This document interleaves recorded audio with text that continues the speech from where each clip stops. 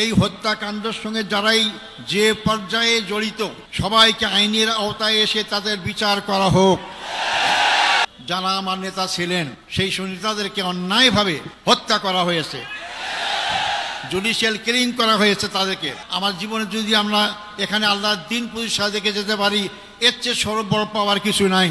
আমার মুক্তির জন্য আমি একজন নগণ্য ব্যক্তি। অনেকে রোজা রেখেছেন, অনেকে সিয়াম পালন করেছেন, অনেকে মানত করেছেন। আমি তাদেরকে ধন্যবাদ জানাতে চাই। হয়তো ওটা ইসলামী আন্দোলনকে মহব্বত করার কারণেই, ইসলামীদেরকে ভালোবাসার কারণেই এটা অবশ্যই তারা ধন্যবাদ পাওয়ার যোগ্য। আল্লাহ তাকে উত্তম যাজা দান করুক। সম্মানিত ভাই ও বন্ধুগণ, আমি স্মরণ করছি অত্যন্ত দুঃখ বেদনা ভারাক্রান্ত হৃদয় যারা আমার নেতা ছিলেন সেই নেতাদেরকে অন্যায়ভাবে হত্যা করা হয়েছে, জুডিশিয়াল কিলিং করা হয়েছে তাদেরকে। আমাদের শ্রদ্ধেয় নেতা বাংলাদেশ জামাত ইসলামীর আমির শহীদ মৌলানা মতিউর রহমান নিজামী, আমাদের শ্রদ্ধেয় নেতা জনাব শহীদ আলী হাসান মোহাম্মদ মুজাহিদ, আমাদের শ্রদ্ধেয় নেতা জনাব মোহাম্মদ কামারুজ্জামান, আমাদের শ্রদ্ধেয় নেতা জনাব মোহাম্মদ আব্দুল কাদের মোল্লা, আমাদের শ্রদ্ধেয় নেতা জনাব মোহাম্মদ আব্দুল কাদের মোল্লা। এরপরে সবচেয়ে দুঃখজনক হচ্ছে যে আমাদের সবার শ্রদ্ধার পাত্র, সারা দুনিয়ার পরিচিত আন্তর্জাতিক খ্যাতিসম্পন্ন আলেমউদ্দিন হযরত মৌলানা দেলাওয়ার হোসেন সাঈদীকে বিনা চিকিৎসায় হত্যাকাণ্ডের ষড়যন্ত্র হত্যা করা হয়েছে। আমি এটাকে সবাইকে স্মরণ করছি। সাথে সাথে আমি স্মরণ করতে চাই আমাদের শ্রদ্ধেয় নেতা মীর কাসেম আলী সাহেবকে।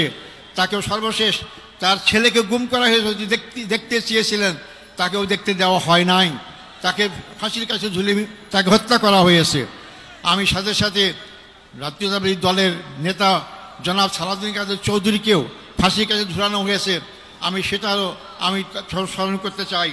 সম্মানিত ভাই বন্ধুগণ, আমরা এর মধ্যেও হারিয়েছি জেলখানায় আমাদের সেই শ্রদ্ধেয় নেতা অধ্যাপক গোলাম আজমকে, আমরা হারিয়েছি আমাদের মৌলানা আবুল কালাম মোহাম্মদ ইউসুফ সাহেবকে, হারিয়েছি আমরা 5 বারের নির্বাচিত এমপি মৌলানা আব্দুল সোবহান সাহেবকে আমরা হারিয়েছি।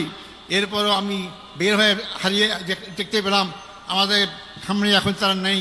আমাদের আমিরের জামাত, এখনকার আমির জামাতের পূর্বের যে আমির জামাত ছিলেন মকবুল আহমদ সাহেব এবং নাজির আহমদ সাহেব, তার সবাইকে আমি শ্রদ্ধা ভরে স্মরণ করছি এবং তার শোক সন্তপ্ত পরিবারের সদস্য সহ সবার কাছে আমি তাদের সমবেদনা জ্ঞাপন করছি।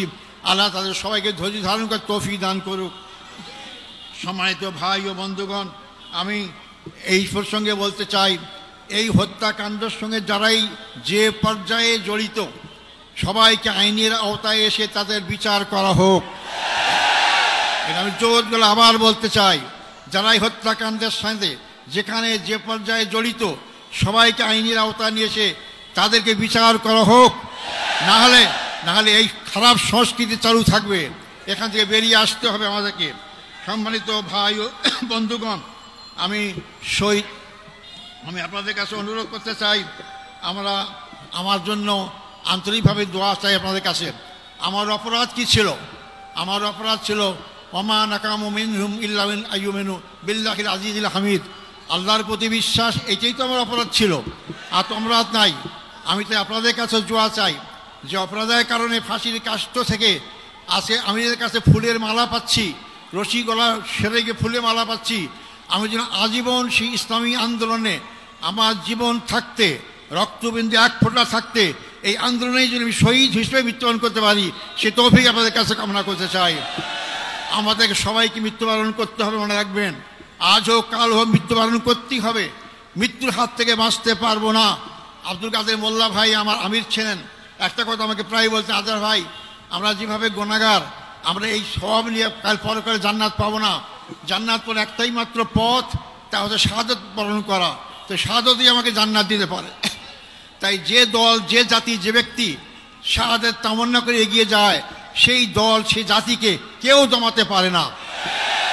সম্মানিত ভাই এবং বন্ধুগণ, সেই দোয়া করার সাথে সাথে আপনাদের সবাইকে সবার মাধ্যমে সারা বাংলাদেশের আপনার জনসাধারণকে আহ্বান করতে চাই, আসুন এই দেশ আমাদের সবার, এই দেশের মানুষের আশা আকাঙ্ক্ষা চিন্তা চেতনা ঐতিহ্য অনুযায়ী এই দেশটাকে ইসলামী সমাজ গড়ার আকাঙ্ক্ষা আমরা সবাই এগিয়ে যেতে পারি। আল্লাহ অবশ্যই আমাদের সাথে থাকবেন ইনশাআল্লাহ। আমি আর বিলম্ব করব না, যেহেতু আমরা রোদ্রে কষ্ট পাচ্ছি না, আপনারা আমার জন্য দোয়া করবেন। আমার আর পাওয়ার কিচ্ছু নাই। আমার জীবনে যদি আমরা এখানে আল্লাহর দিন প্রতিষ্ঠা দেখে যেতে পারি, এর চেয়ে সর্ব বড় পাওয়ার কিছু নাই। আপনাদের সবাই সেই দিন প্রতিষ্ঠা আন্দোলনে যার যার জায়গা থেকে যে ভূমিকা রাখা দরকার সেই ভূমিকা সবাই রাখবেন, এই আশাবাদ ব্যক্ত করে সাংবাদিক বন্ধুগণ, ফটোগ্রাফার যারা এখানে আসছেন, যারা আজকে আমাদের এখানে উপস্থিত হয়েছেন, তাদেরকে আমি ধন্যবাদ জানাতে চাই, এবং যারা যেভাবে আমাকে সহযোগিতা করেছেন তাদেরকে ধন্যবাদ জানাতে চাই। আবারও আমি আপনাদের কাছে আমার জন্য দোয়া কামনা করে আমার বক্তব্য এখানে শেষ করছি। আসসালামু আলাইকুম রহমতুল্লাহি ওয়া বারাকাতুহু।